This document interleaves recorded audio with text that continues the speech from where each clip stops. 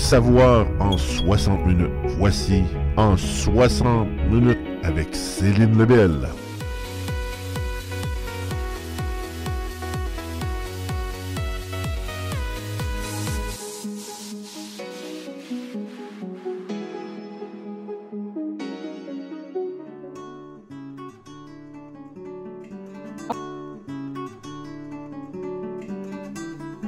Bonsoir Claude Pomerleau, merci d'accepter de venir nous parler, nous informer encore ce soir.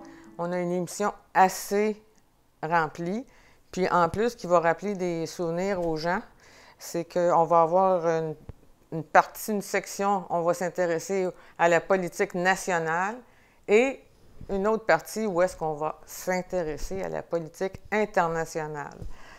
Alors, élection fédérale. Élection fédérale. Mais c'est juste pour dire, ces deux parties-là, ça nous rappelle un peu point de bascule. Là, oui, oui. C'est un mini point de bascule qu'on va faire. Fait que, on a deux volets. Donc, l'élection fédérale, très intéressante, hein, parce que l'enjeu, finalement, le Québec ne va pas peser vraiment sur les résultats finaux, d'après moi, OK? Mais la question de la nation du Québec et ce point porté par Legault. Legault, il a fait des sorties, c'est très précis, c'est très justifié. Et puis, sur les revendications du Québec concernant la laïcité, OK, dire au fédéral qui est là, qui n'est pas là. Puis là, on voit les chefs, un après l'autre, bégayer, sauf qu'on comprend que le fédéral va intervenir. Peu importe qui sera au pouvoir. Pourquoi? Parce que le fédéral finance des organismes qui sont déjà dans une poursuite judiciaire. Ils vont continuer à financer. Tu ne verras jamais un parti élu à Ottawa qui va dire on vous coupe les fonds parce que vous êtes en train d'entreprendre une démarche judiciaire contre la loi 21. Là. Ça n'arrivera pas. Donc, c'est tous des menteurs, sauf Trudeau, que lui, on comprend que lui, il dit, gars, je vais y aller. Puis là, on peut se demander, comme Martineau, on est fou. Tu sais, à une autre époque, on élisait René Lévesque, puis Trudeau, Pierre-Éliott Trudeau. Là, on est en train de dire, nous, on est derrière massivement la loi 21. Puis là, Trudeau dit, regarde, je vais vous la démolir, on va prendre tous les moyens de l'État pour le faire. On vote Trudeau. C'est compliqué. Mais ce qui est intéressant, c'est disons, la posture que le premier ministre du Québec a.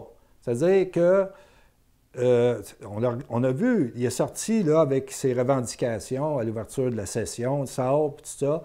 Puis là, il cite Bourassa, maintenant, etc. Il dit que ces revendications sont basées sur le fait que nous sommes une nation distincte. Donc, je reviens à Bourassa, OK? Il pousse l'affaire. Et puis, et non pas une nation civique, hein? C'est une nation distincte, qui a une culture. Et puis que là, ce qu'il demande, c'est essentiel à son existence, à cette nation-là. Puis là, nous, ça fait un bout de temps qu'on fait des vidéos, tout ça, puis c'est assez clair que l'enjeu, là, on est dans une bataille existentielle. Alors donc, concernant, mettons, l'immigration, il va avoir tous les pouvoirs. Mais pourquoi? Parce qu'on l'a vu, Statistique Canada nous annonce qu'en 2036, on va être 70 % de langue maternelle au Québec. Fait que, tu sais, y a-t-il une raison d'agir sur l'existence, là?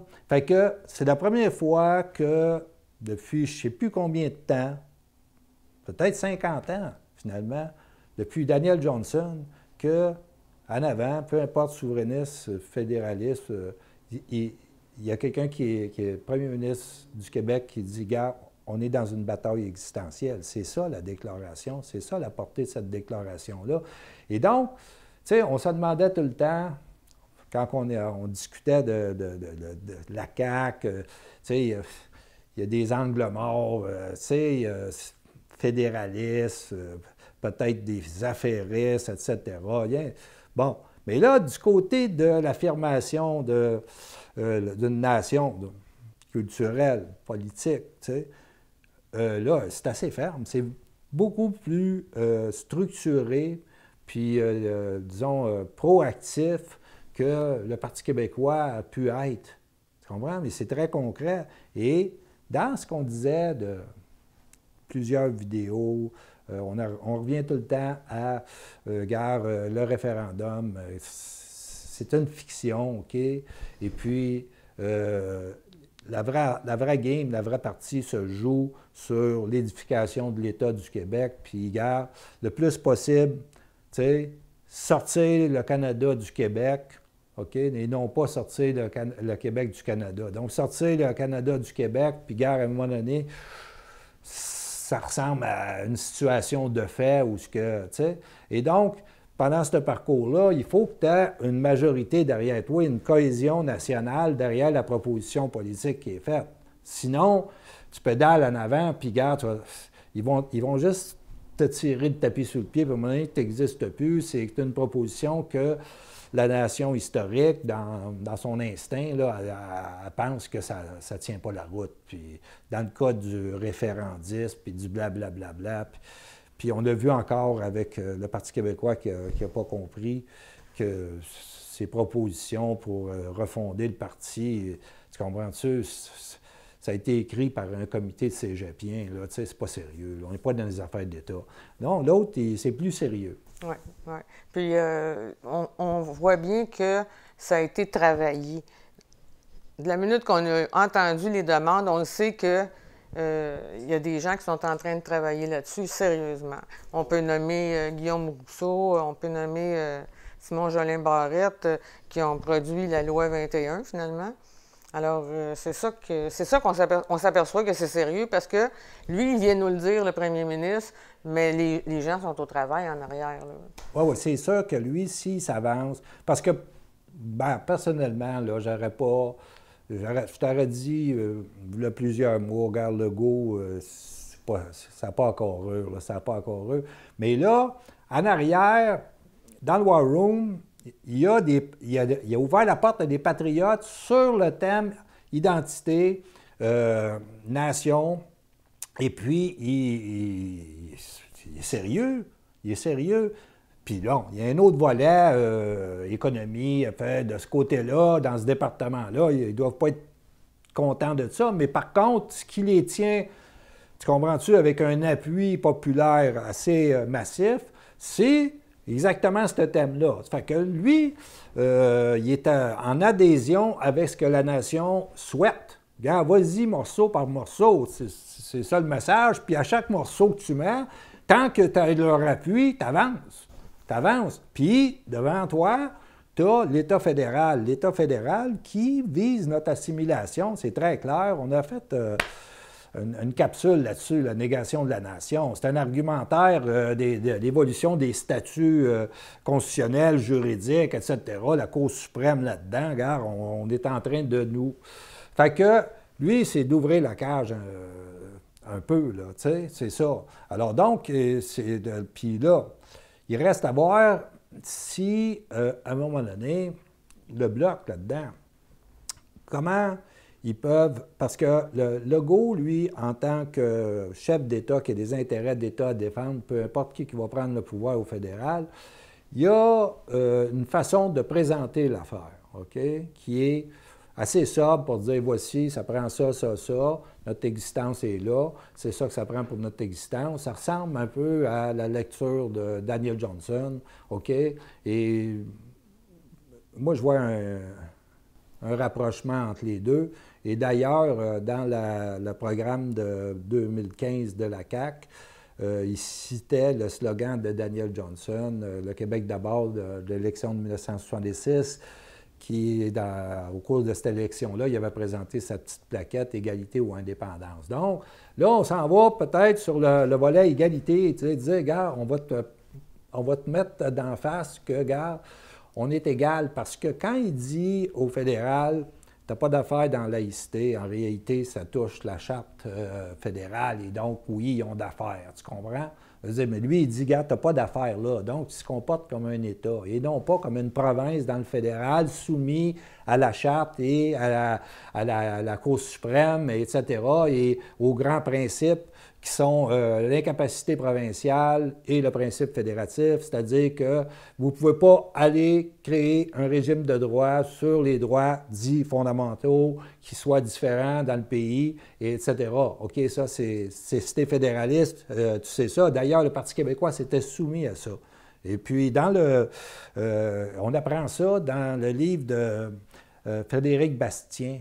Frédéric Bastien, là, le naufrage, là, il relate son expérience comme conseiller de l'Élysée à l'intérieur. Il voit des choses. Et il était, à un moment donné, sur la proposition de dire, gars, on va amener des actes d'État significatifs, OK? Oubliez votre référendum tout de suite, mais si tu oublies ça, gars, il faut que tu arrives avec du punch. Pas les lunchs à l'école. Non, regarde, du punch, OK? Et dans cette proposition-là, et là, on apprend quelque chose dans ce livre-là, c'est que la stratégie de la charte qui a été employée par la CAQ a été proposée au Parti québécois par Frédéric Bastien avec comme conseiller Guillaume Rousseau. C'est incroyable. Fait que là, il s'est fait dire, la clause dérogatoire, ouh, là, tu comprends-tu? Ils ont avalé le cadre juridique de la Constitution canadienne qu'on refuse de reconnaître. Mais avale-la pas si ça ne la reconnaît pas, OK? Alors donc, regarde, la clause dérogatoire, elle devrait être utilisée, puis ça aurait dû être le Parti québécois du départ, OK? Du départ. À chaque fois qu'il était au pouvoir, aurait dû, toutes les lois du Québec sont adoptées avec la clause dérogatoire, point final. Il aurait dû se donner une constitution, mais ils n'ont pas cette envergure-là. Ils sont dans l'insignifiance, OK? C'est triste à dire parce que moi, je les ai appuyés, puis bon, etc. Mais c'est ça. Alors donc, là, on apprend que Bastien, il amène ça à Rousseau. À Rousseau, c'est-à-dire Bastien avec Rousseau, bon, finalement, il amène ça à Lisée. Lisée se tombe de bord, s'en va au caucus. Il revient. Oh! C'est incroyable, là. T'sais. Puis là, l'autre, il regarde ça, il dit ils n'ont rien compris. Ça en va pas au front avec ça. Non, C'est une culture politique à l'intérieur de ce parti-là. C'est éteignoir complètement. Là, t'sais.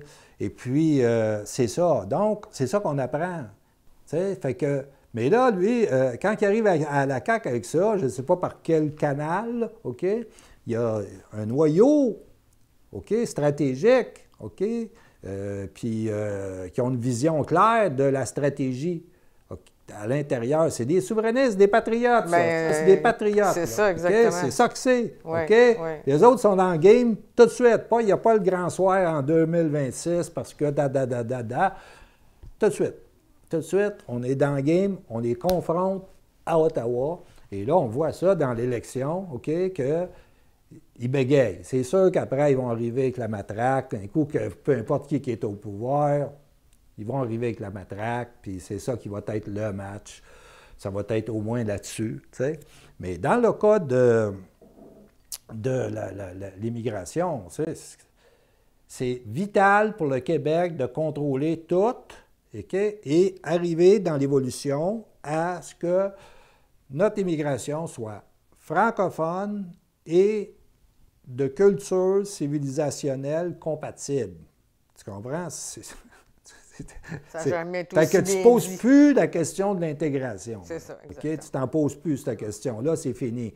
Parce que là, quand c'est ton existence de nation, un statut de nation, parce qu'on va être un groupe ethnique à 70 tout ça, on perd le contrôle de notre État. Et puis, on est un groupe ethnique, on s'en va vers la louisianisation, mais il y a encore une majorité de francophones, mais il n'y a plus de poids politique, il n'y a plus de nation politique, OK? C'est un groupe ethnique là, que tu as, c'est ça. Donc, c'est existentiel. Et quand c'est existentiel, c'est regarde, tu prends tous les moyens. Tu prends tous les moyens. C'est ta survie. C'est ta responsabilité première en tant que chef d'État du Québec, le seul État francophone où on a une prise sur cet État-là, c'est de défendre l'existence même de ta nation. T'sais. Mais si tu regardes dans la démarche souverainiste, OK, depuis des 50 dernières années, ça n'a jamais été l'existentiel. OK? René Lévesque en parlait au début, en 77, tout ça, mais après, quand toute la gang de progressistes, blablabla, idéalistes, etc., arrive, c'est plus l'existence. Ça, tu ne parles pas de l'existence de la nation, là, tu fais peur au monde, là, tu dramatises, tu sais, je veux dire. C'était pas pour ça qu'on se battait, parce qu'on se battait pour un projet de société, tu sais. Puis c'est ça. Fait que ça nous amène au bloc, parce que ce que je disais, c'est que Legault ne peut pas arriver avec une rhétorique qui est, tu sais, comme en haut là, de son octave, tu sais, par rapport qu'il incarne les intérêts d'un État, il dit voici, c'est présenté très sobrement, mais avec détermination. Le job est fait. Oui. Le Bloc, lui, OK, quand il soutient l'argument que, tu sais, on a besoin de tous nos pouvoirs en immigration, c'est parce que notre existence est en jeu. Mais là, c'est pas ça que tu entends. Tu comprends? Lui, il pourrait dramatiser. Lui, il pourrait sortir le livre Disparaître, puis voici l'argument. Statistique Canada nous le dit, puis voici l'argument, puis ça ne nous tente pas de disparaître. C'est pour ça qu'on veut avoir nos pouvoirs. Comprenez-vous? OK? C'est ça. Alors, mais ils ne franchissent pas cette ligne-là. Tu sais. Ils veulent paraître plus verts que verts, etc. Puis ils n'ont pas loin de faire des arguments sur la verdure. Parce que c'est très simple l'argument qu'il y a à faire concernant cette question-là. C'est qu'il n'y a aucun parti sur la scène nationale, OK, qui peut produire une politique sur l'environnement qui soit crédible.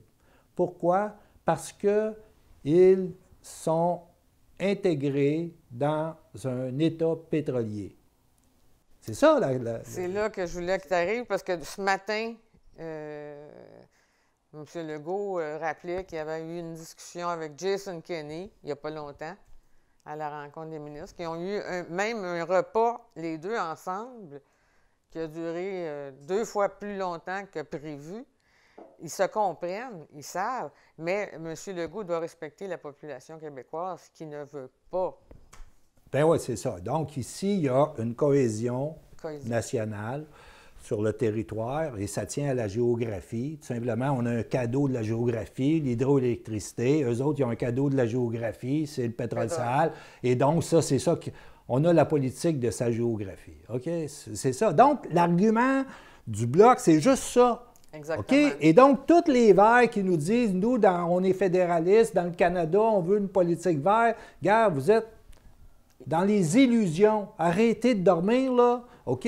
Si vous êtes sur le territoire québécois, il y a juste l'État du Québec qui peut produire une politique d'envergure. Tu sais, on est placé parmi les meilleurs au monde avec nos atouts pour la produire, puis ça fait partie de nos intérêts de la produire. Et donc, garde, encadre-toi dans cet État-là, puis dis-toi que si cet État-là a tous ses pouvoirs, bon, mais ça sert la crise climatique, blablabla, si vous êtes sérieux. OK? Si vous êtes sérieux. Donc, tous ceux qui vont, les progressistes et confus, là, qui vont aller voter pour un parti fédéraliste parce qu'il est vert, là, regarde, ils dorment au gaz. Puis c'est il va en avoir du gaz de serre. Oui, oui. OK? Oui. C'est ça que c'est. Non, c'est simple à produire. L'autre affaire, et là, c'est haut sur le thème la verdure du gazon, c'est que le Bloc qui pense qu'ils ont trouvé une idée de génie avec la péréquation verte. OK? La péréquation verte. Oui, oui. Explique-nous qu'est-ce que c'est, ça. Bien, la péréquation verte, c'est tout simplement ceci, c'est qu'il y a des pollueurs, puis il y en a qui ont un bon comportement. OK? Et donc, il y aurait une péréquation qui serait distribuée, payée par les pollueurs, bénéficiaire Ceux qui sont... Ben oui, mais là, on est favorisé par la géographie, OK? Donc, tu demandes, dis à l'Alberta, qui veut faire un référendum pour éliminer la péréquation, dis, gars, on a une idée, on va la peindre sur et verte, ça va te coûter plus cher. Bon, Ils ont réfléchi longtemps. Oui, ils vont réfléchir longtemps là-dessus, là. Tu comprends? Tout ça pour dire je suis vert, alors que sur le thème de la péréquation, regarde, on l'a fait ici avec mon ami Christian Rivard. Écoute, l'argument est simple. Le Bloc avait une chance incroyable de s'inscrire au centre du jeu en disant, voici, nous, on va s'inscrire. Parce que ça, c'est le Bloc, c'est pas le chef d'État du Québec qui parle. Donc, il peut s'allonger le cou, puis en mettre plus, tu comprends-tu, pour susciter des réactions, puis en réalité, le gars, c'est pas moi qui dis ça, j'attends, ah, c'est intéressant. Tu sais, le gars peut dire, ouais, c'est intéressant, y a-tu quelqu'un d'intéressé là-bas? Oui.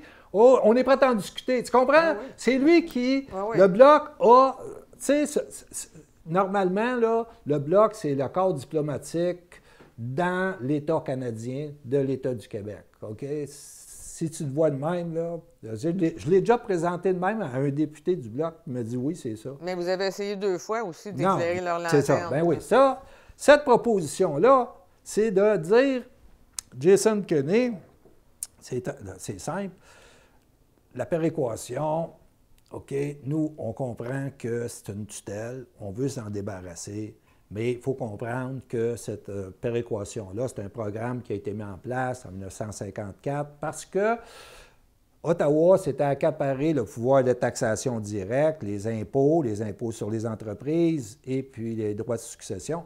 Ottawa s'est emparé de ce pouvoir-là qui appartenait au Québec, OK? Et donc, on veut récupérer ce pouvoir-là, puis on vous laisse la péréquation, OK? Puis en même temps, ça va remplir, disons, dans votre doctrine politique, OK, une fonction essentielle, c'est-à-dire qu'on réduit les capacités du fédéral de dépenser. Fait que tu vas amincir le gouvernement nécessairement, puis ça, c'est votre souhait, hein, le plus... tu sais, oui. le plus fou. Oui. On va réduire la taille de l'État. De l'État fédéral. Bon, mais regarde, là, tu as ta recette. Non seulement ça, mais là, on t'apprend que vous autres aussi, vous aviez cette juridiction-là sur vos impôts. Oui. Alors, on peut-tu se mettre ensemble, puis on récupère ça d'Ottawa? Oh. Et là, regarde, tu dis que tu te fais avoir par Ottawa. Si tu récupères des impôts qu'ils collectent sur ton territoire, qui sont plus élevés qu'ailleurs, toi, l'Alberta, bien là, toi, tu n'aimes pas ça, faire payer l'impôt au monde. Bien, regarde, réduis leur impôt. Regarde, ils vont tous applaudir. Oui. Tu sais? Ben oui. Fait que là, mais le Bloc, s'il se plaçait au centre du jeu avec ça... Il n'a jamais vu passer ça. C'est parce que là, la question fondamentale qui se pose par rapport au Bloc, c'est quelle est sa pertinence? Oui. OK? Donc là, le monde se dirait, hé, c'est quoi l'historique? Ah oui, Duplessis qui s'est abattu, Jean Lesage s'est abattu. Oh, oui, il se ça, Daniel Johnson s'est abattu pour ça. Comment se fait qu'on a arrêté de se battre pour ça? Mais d'ailleurs, tu as dit, il vient de manquer un moment historique. Ben oui, c'est historique, parce que là, regarde, l'autre, c'est parce qu'il faut comprendre là, que, regarde, on va faire une prédiction sur l'élection fédérale, OK? Trudeau va être élu, OK? Maintenant, moi, je suis, tu sais, l'écran radar sur l'Ouest, tu balayes ça, tu sais, médiatiquement, là, puis là, regarde, les autres, là, la perspective que Trudeau arrive encore au pouvoir... Ils sont prêts. Non, mais regarde, la réaction va être forte, OK? La réaction va être forte. Puis, ils vont voir que, regarde, tu n'as pas de capacité. On n'a pas le nombre de sièges pour faire un changement. L'Ontario est multiculturel, 41 comtés ou majorité, ce sont des diversités culturelles, etc. Puis eux autres, les enjeux se jouent sur leur intérêt. ethnique, tu sais, grosso modo. Tu sais. Fait que là, tu vois l'orientation politique du Canada. Bref, eux autres, dans l'Ouest, ils vont avoir une réaction forte. Puis j'ai lu sur l'intention, mettons, les appuis à une indépendance de l'Alberta, Ouais. OK? Ils sont à peu près égales que ceux au Québec présentement. Oui. OK? Oui. Mais l'indépendance de l'Alberta, ça n'a pas de réalité politique. Par contre, OK, le sentiment d'aliénation pourrait les emmener très loin, OK, dans la remise en cause de la cage constitutionnelle de 1982. Et là, regarde, ça se passe, là, tu sais, puis toi, t'es là, le bloc, là, hey, peut-être. Ils vont avoir vu... C'est pas, au lieu de ça, ils disent, voici notre position sur la péréquation verte, on va vous en collecter bien plus que maintenant. Tu comprends? Ils se braquent complètement contre un allié, OK? Exactement. Un allié objectif, OK? Oui. Contre Trudeau. C'est ça. OK? Et donc, ils sont dans le camp de Trudeau pour dire, oui, la péréquation, c'est leur position au bloc. On a droit à ça, on se fait avoir ailleurs. Ben, ça, c'est tous les souverainistes qui pensent de même, là. Oui, oui. Tous les souverainistes pensent de même. François Blanchet n'a pas, voyons, comparé ça à le coup de la Brinks. Bien, il dit, regarde, ils nous menacent. Ils nous menacent.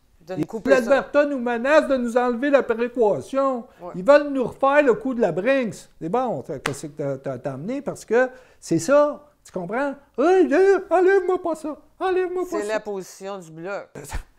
C'est le coup de la Brinks si tu enlèves la péréquation.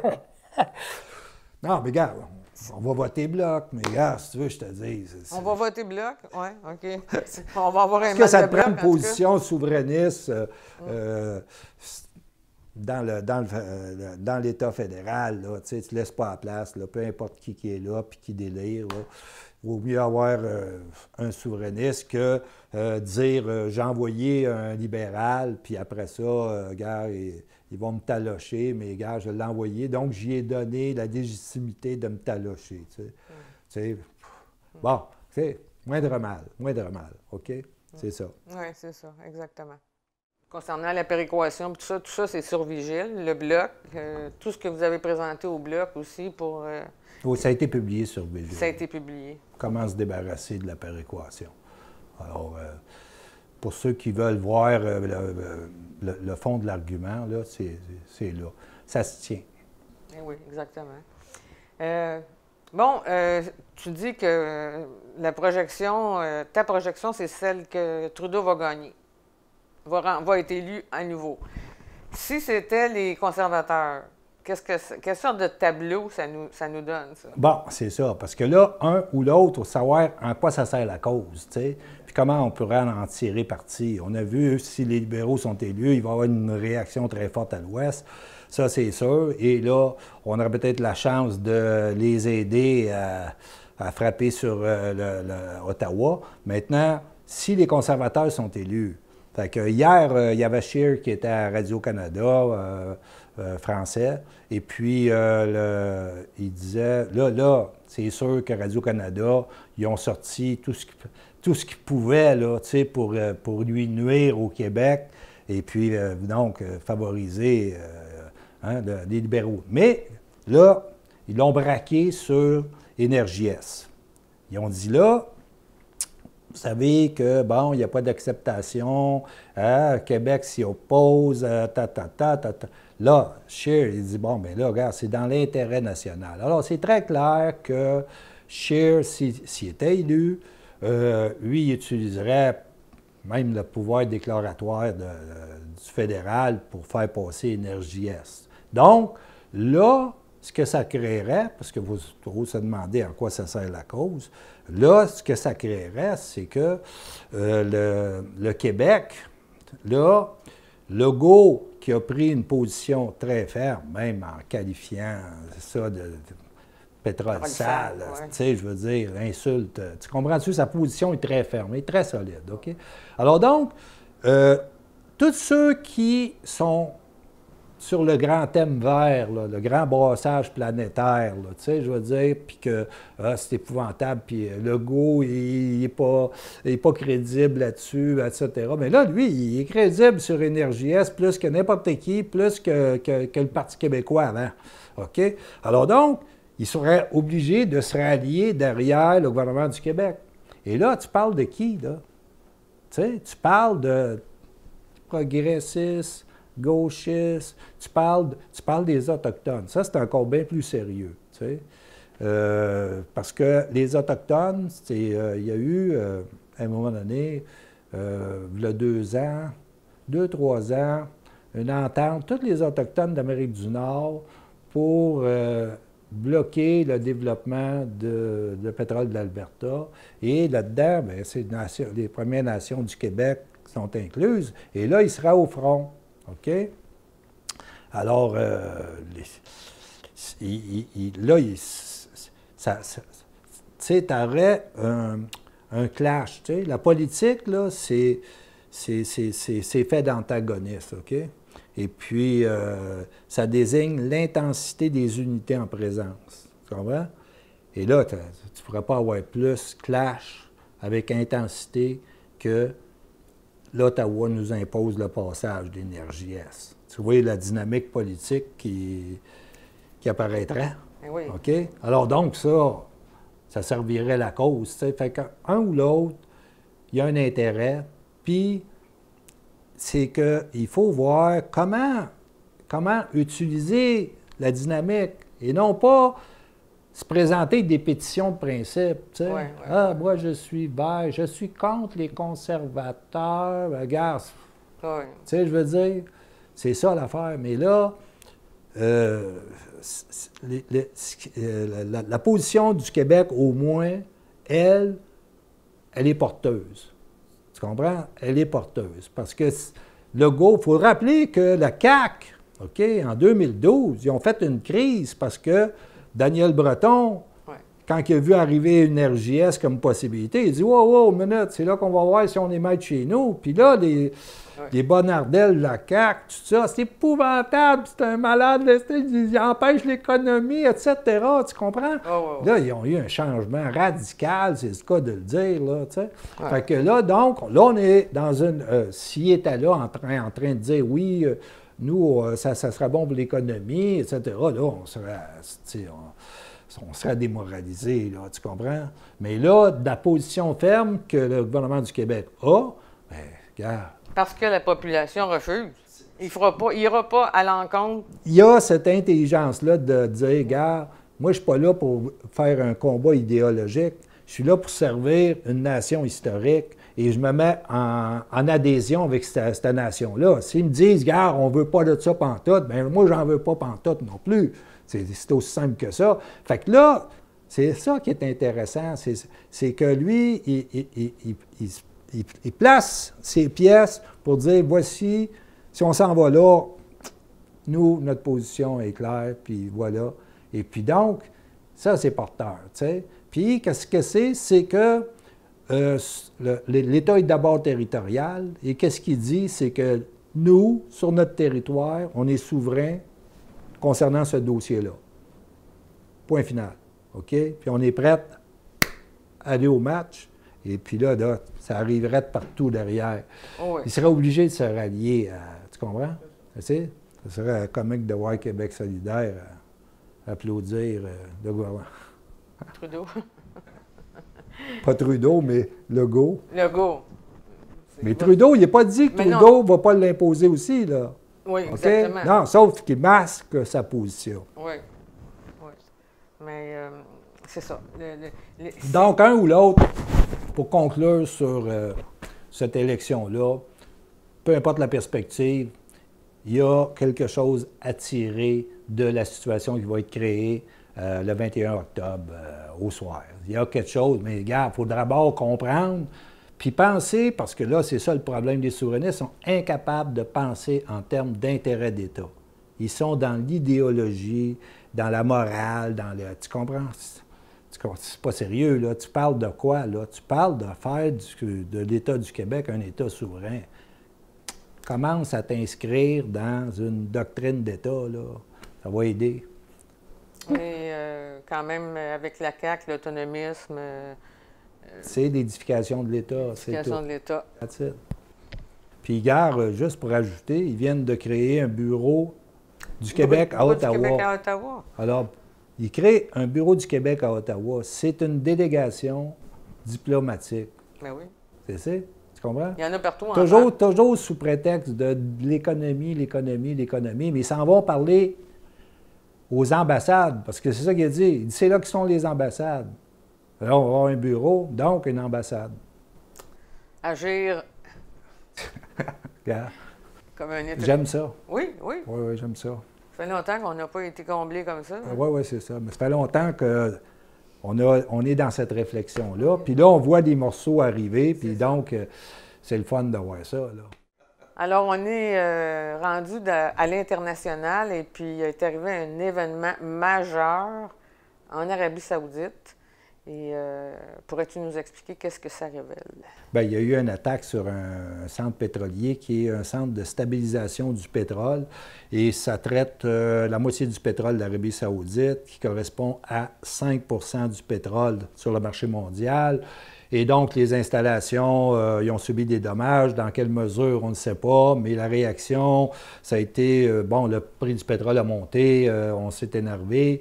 Et puis là, en tout cas, les déclarations en Arabie Saoudite, c'est de ramener le calme, puis de dire, finalement, ça va être réparé, etc. Mais qu'est-ce que ça révèle? OK? On est au Moyen-Orient et c'est très complexe. Tu sais, il y a une boutade sur le Moyen-Orient qui dit que si vous pensez avoir compris quelque chose au Moyen-Orient, c'est qu'on vous l'a mal expliqué. OK? Alors donc, on va essayer. Mais il y a moyen de voir au travers de tous ces brassages-là des déterminants de politique. OK? Qui fait que il y a un développement qui s'est fait, et puis il y a des acteurs politiques, des acteurs étatiques qui ont des intérêts et qui sont divergents, mais très fortement, on va le voir. Et il y a des rapports de force qui se jouent, OK? Et tout ce brassage-là, c'est la dynamique politique qui dure depuis un bon moment. Depuis, en réalité, ça a commencé... il faut comprendre que le déterminant clé pour moi, c'est l'Israël avec une doctrine d'État qui s'appelle le sionisme, qui se trouve à être, pas compliqué des affaires au monde, là, mais une conquête de territoire beaucoup plus large que celui attribué en 1948 ou sur les frontières de 1977. Et puis donc, ça suppose tasser les Palestiniens, les réduire, OK, et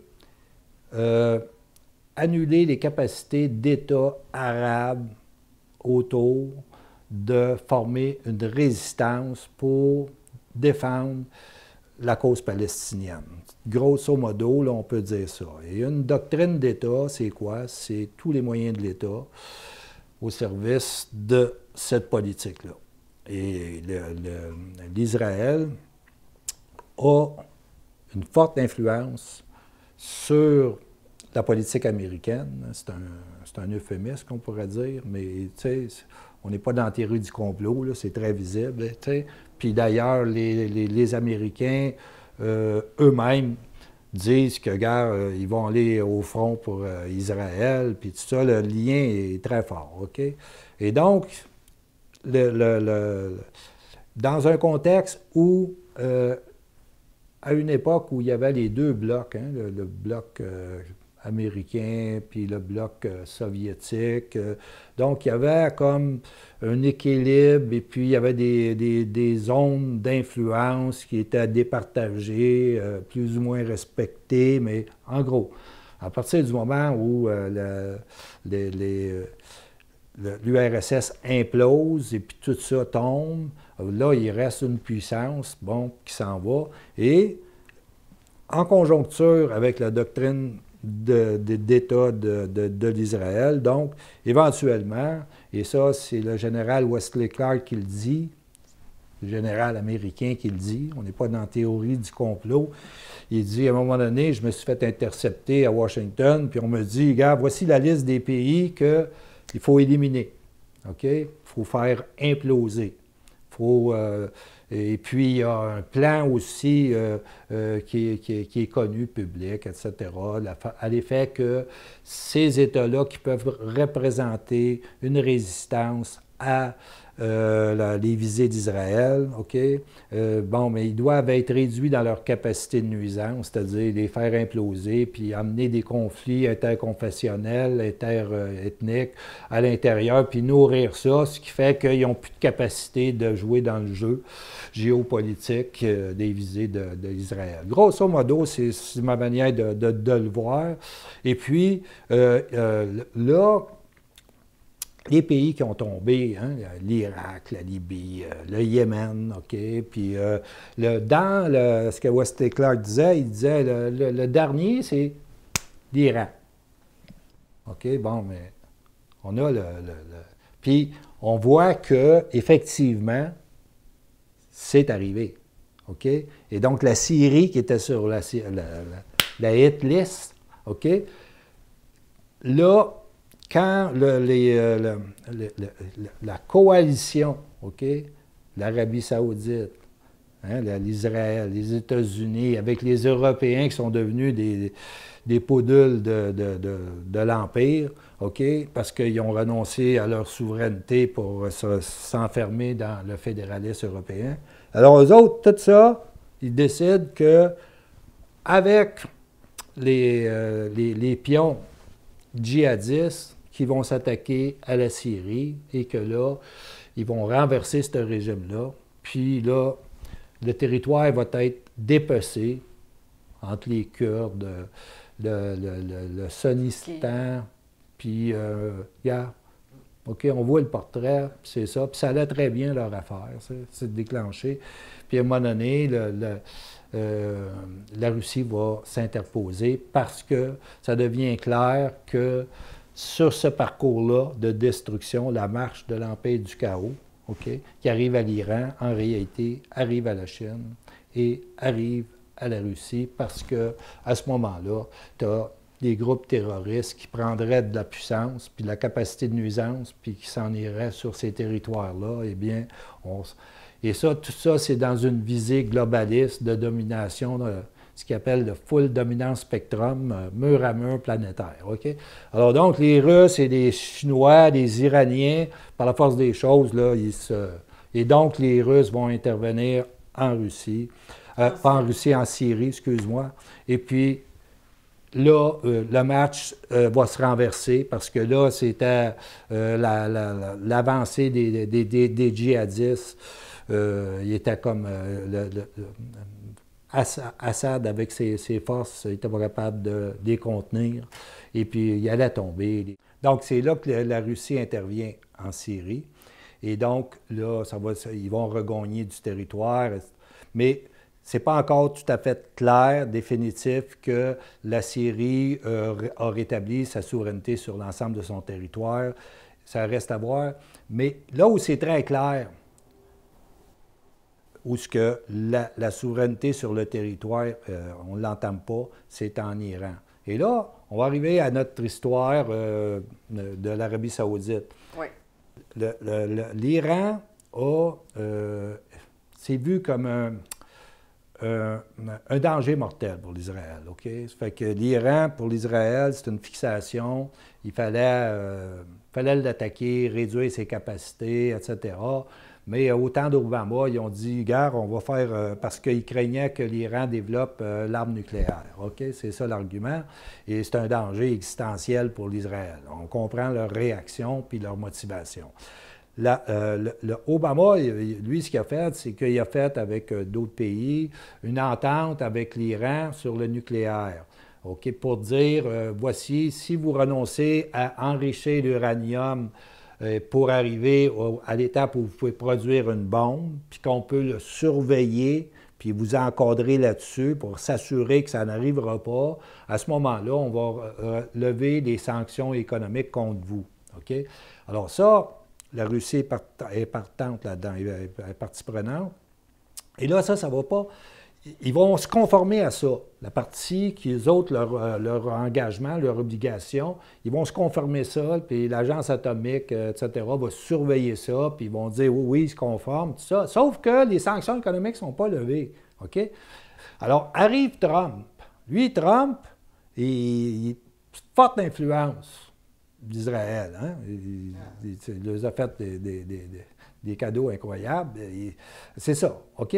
Alors donc, lui, il dit, si je t'ai élu, moi, cette entente-là, je la scrape, OK? Donc, les États-Unis se retirent de cette entente-là, Trump, OK? Et là, pourquoi? Parce qu'ils veulent renégocier sur la base que l'Iran renonce à toutes ses capacités balistiques de défense. Là, qu'ils se désarment. Là, ils y a vulnérabilité. Se mettre dans une pleine vulnérabilité face aux Américains, aux Israéliens, etc. Regarde. OK? En anglais, ils appellent ça un non-starter. OK? Ça ne part pas, ça. Là, OK? Mais les autres, ils croient ça. OK? Et là, ils se disent, on va augmenter toutes les sanctions, puis on va l'étrangler économiquement, l'Iran. L'Iran, il y a un moment donné, ils disent, OK, vous avez sorti, les Européens qui sont supposés respecter, eux, ne sont pas capables de le faire parce qu'ils n'ont aucune souveraineté puis sont sous domination américaine. Et donc, ils maintiennent des sanctions et puis ils demandent à l'Iran de respecter sa part du contrat alors que tous les autres ne le respectent pas. Or, quand on ne respecte pas la part du contrat, dans cette entente-là, il est prévu que l'Iran peut reprendre son enrichissement d'uranium jusqu'à ce que les gens rentrent et respectent l'entente. Donc, c'est ça la situation. Alors, on voit que la tension monte à mesure que l'enrichissement monte là, pour l'uranium qui mène à l'arme nucléaire comme eux autres nous disent. OK? C'est ce qu'ils prétendent. OK? C'est pas sûr. Hein? Maintenant, là, l'Iran décide, ils sont en train de nous étrangler économiquement. OK? Ils ne veulent pas qu'on vende notre pétrole. Eh bien là, et là, c'est très important parce qu'il y a des déclarations qui ont une portée géopolitique qui est considérable. OK? Et là, ils disent, si on ne peut pas vendre notre pétrole, les autres ne pourront pas vendre leur pétrole. OK? Et si vous voulez amener ça jusqu'à un conflit régional de haute intensité, on est prête. Et la question qu'il retourne, c'est « Vous autres, êtes-vous prêtes? » C'est ça, là. Juste ces deux lignes-là, vous gardez ça. Gardez ça, OK? C'est ça qui est la clé de toute la suite, OK? Donc, les Iraniens décident que les pétroliers qui, à un moment donné, ils ont eu des petites bombes attachées à leurs flancs, juste piqûres de moustiques, OK? Juste pour dire, gars, Détroit d'Ormuz, 25 du pétrole consommé sur la planète passe par là. Gars, pouf, pouf, on vous met. Juste pour vous dire que, gars, ça aurait pu être une grosse bombe, ça aurait pu être bloqué complètement. OK? La portée de ça, c'est que si ça amène une hausse du prix du pétrole, et à chaque fois qu'il y a une hausse très importante du prix du pétrole, là, tu t'en vas dans le 150, 200 250 le baril. OK? C'est une crise économique mondiale qui s'ensuit et une crise financière, parce que tout tient par la dette. OK? Alors donc, ils ont ce levier-là. On a dit, gars, là, les Américains arrivent pour sécuriser la place, ils envoient le grand drone, un drone qui est grand comme un 747, là, OK? Qui a coûté plus que 100 millions à développer. Et puis là, eux autres, pouf, le drone tombe. OK? Les Américains font saisir un bateau iranien, supposément que ça en allait en Syrie, parce qu'il y a un blocus là des Américains. Puis là, les Iraniens, ils saisissent un bateau, OK, pétrolier, alors qu'il était escorté par un navire de guerre anglais. Ils ont dit au navire de guerre anglais, si vous intervenez, vous avez un clash. Ils n'ont pas intervenu. OK? Alors là, on continue à augmenter les mises dans le poker menteur. OK? Et là, le Yémen, c'est là que le Yémen arrive. Parce que le Yémen, c'est à côté de l'Arabie saoudite. Et puis le Yémen, bon, il y a une guerre civile, un conflit. Puis là-dedans, il y a une partie des Houthis qui sont liés à l'Iran.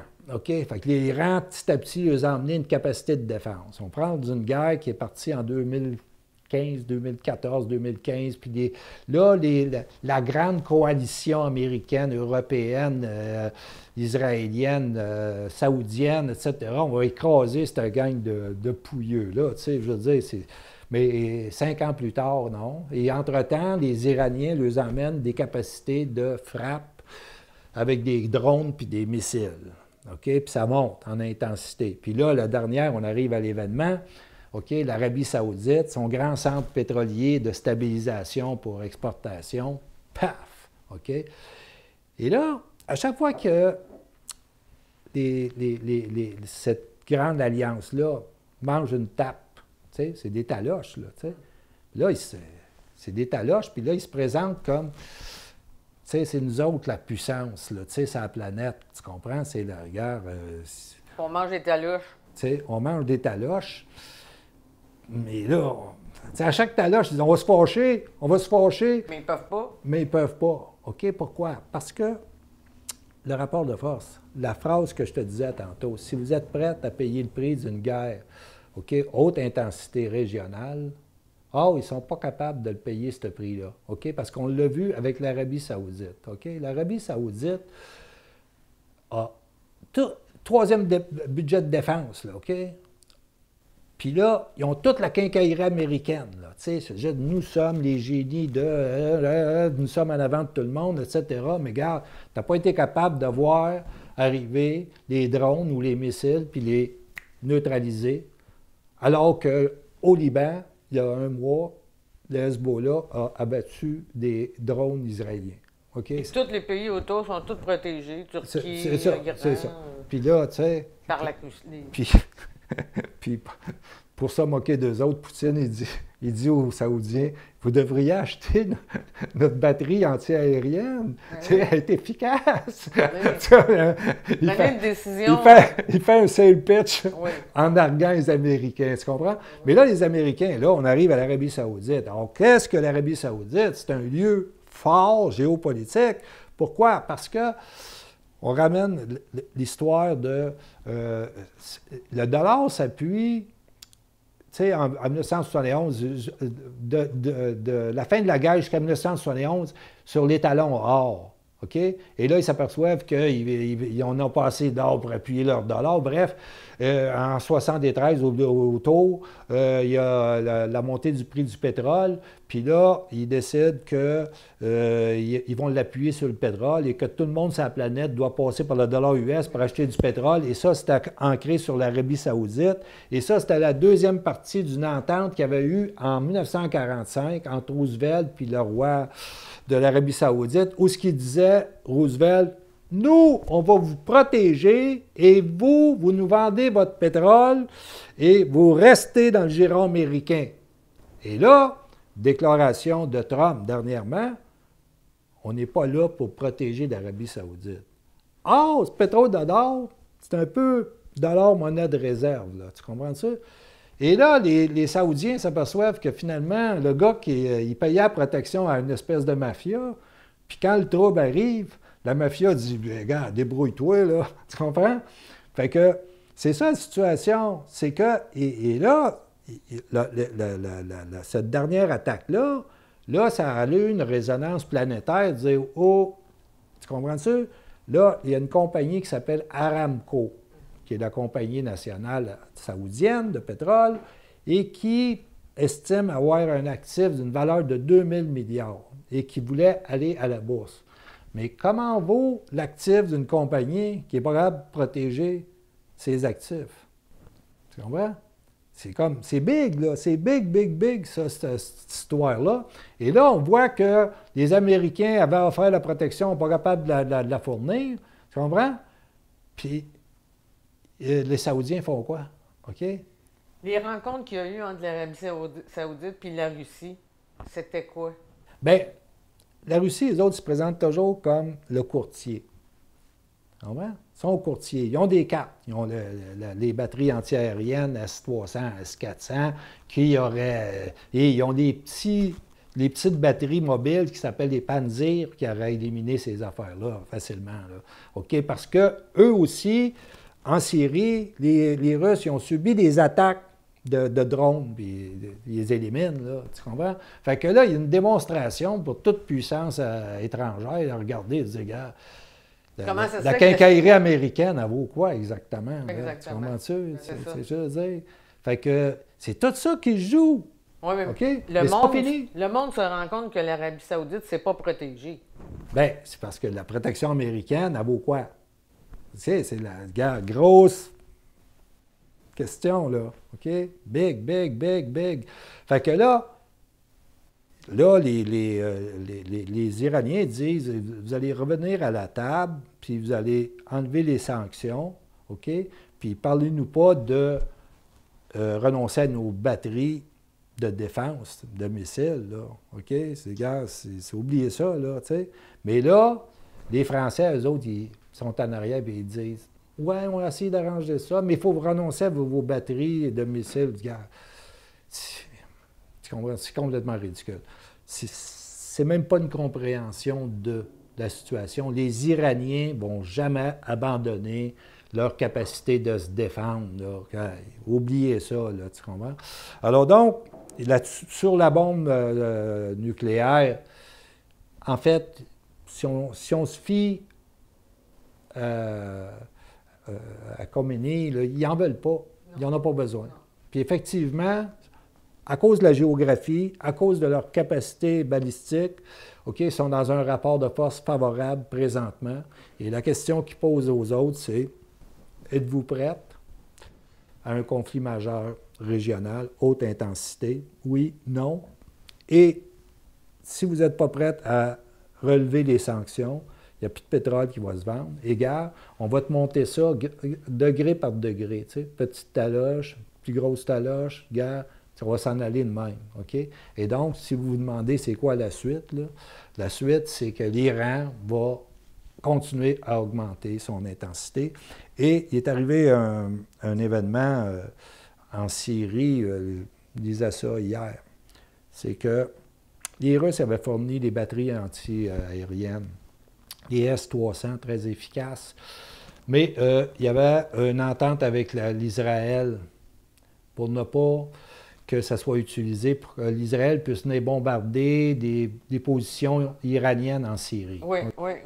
Et puis là, semble-t-il que la Russie a donné le feu vert à la Syrie et que dans le dernier mois, la Russie avait dit à Israël les incursions pour bombarder, ça nuit à notre lutte contre le terrorisme, le rétablissement de la souveraineté territoriale de la Syrie. OK? Alors donc, ligne rouge, il n'y avait plus de marge de manœuvre de ce côté-là. Protège. Oui, parce que dans le dernier mois, il venait d'avoir bombardé, envoyé des drones au Liban. Il avait bombardé des positions en Irak, des forces qui sont pro-iraniennes, et il avait bombardé une position Hezbollah en Syrie, et puis un lieu stratégique, puis qu'il y avait eu des morts, et puis donc il y a eu une réplique du Hezbollah par après, mais c'est pour dire, regarde, la Russie dit, regarde, le ciel est dénié. Oui. OK? C'est ça. Quand un État peut s'affirmer comme ça en face d'un autre État, ça veut dire que l'autre État a un rapport de force très faible. Bien, c'est-à-dire qu'ils ont pu, l'évolution des rapports de force depuis, je dirais, 10 ans, fait en sorte que la proposition américaine n'a plus de crédibilité. Puis la doctrine d'État d'Israël, le Grand Sion, ils vont la revoir ou ça dérape. Et puis, quand on parle du conflit de haute intensité régionale. Il faut comprendre, le Hezbollah, si l'Iran subit une attaque, une balle, c'est ça qu'il a dit. Il dit tirer une balle sur notre territoire, vous avez la totale. Donc, ça serait, à ce moment-là, toutes les bases américaines, là, OK, c'est tout vulnérable aux missiles et aux attaques terrestres. OK? Et là, tu as le Hezbollah qui a, selon les renseignements israéliens, une centaine de mille missiles de toutes sortes d'affaires, avec dont des missiles de précision, comme on a vu, qui ont frappé l'Arabie saoudite. Fait que là, tu te regardes, tu te dis « wow ». Ça serait, tu comprends? Il y a un prix à payer. Or, pour le moment, ils ne sont pas prêts à payer le prix et l'Iran va continuer à monter les mises. Jusqu'à temps que... Jusqu'à temps qu'il y ait un ajustement sur la réalité des rapports de force en présence et qui va mener à des nouveaux statuts. C'est toujours ça qui mène à un nouveau statut. C'est l'appréciation correcte des rapports de force en présence. Si tu ne l'apprécies pas correctement, bien, tu payes le prix puis tu te rajustes plus tard, mais à ton détriment. Alors, c'est à suivre.